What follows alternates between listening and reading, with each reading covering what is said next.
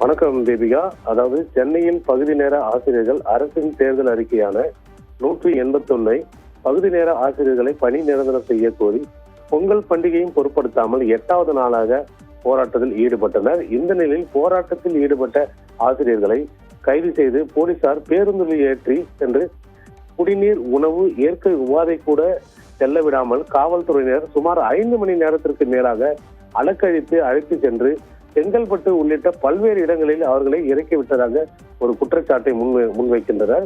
அதாவது போராட்டத்தை ஒடுக்கும் எண்ணத்தில் இவ்வாறு செயல்பட்டதாக போராட்டத்தில் ஈடுபடும் ஆசிரியர்கள் குற்றச்சாட்டை முன்வைத்துள்ளனர்.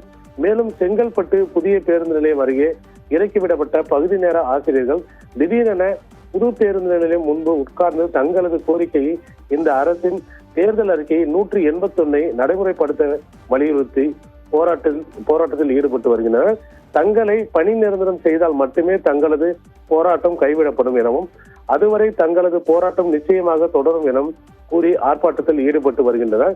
மேலும் இந்த போராட்டத்தின் போது சென்னையில் ஆசிரியர்கள் கைது செய்து தனியார் மண்டபத்தில் அடித்து வைக்கப்பட்ட போது பெரம்பலூர் மாவட்டத்தை சேர்ந்த ஆசிரியர் கண்ணன் விஷம் அருந்தி தற்கொலை செய்து கொண்ட சம்பவம் போராட்ட குழு மத்தியில் பெரும் அதிர்ச்சியை ஏற்படுத்தியது.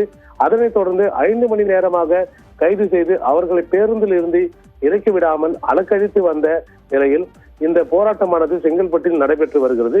மேலும் தற்போது அவர்களை கைது செய்து கிளாம்பாக்கம் பேருந்து நிலையம் அழைத்து செல்வதாகவும் தகவல் வெளியாகி உள்ளது. அதாவது தமிழகம் முழுவதும் இன்று தை திருநாளாம் பொங்கல் திருநாளை கொண்டாடி வரும் நிலையில் ஒரு பகுதியில் இந்த பகுதி நேர ஆசிரியர்களை இந்த மாதிரி ஒரு கைது நடவடிக்கை மேற்கொள்ளப்பட்ட சம்பவம் தமிழகத்தில் ஒரு பெரும் பரபரப்பை ஏற்படுத்தியுள்ளது. தீபிகா, தகவல்களுக்கு நன்றி மனோகரன். பகுதி நேர ஆசிரியர்கள் போராட்டத்தில் ஈடுபட்ட காட்சிகளை தற்போது பார்க்கலாம்.